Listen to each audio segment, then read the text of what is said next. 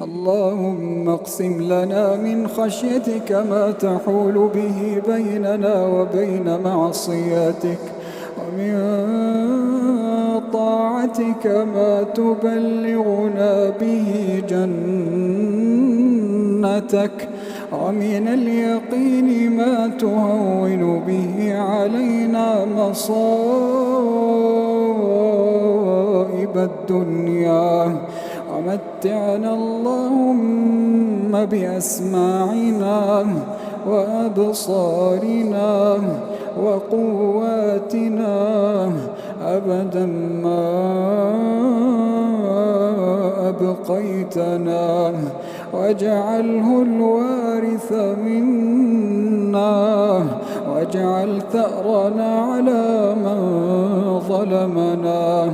وانصرنا على من عادانا، ولا تجعل مصيبتنا في ديننا.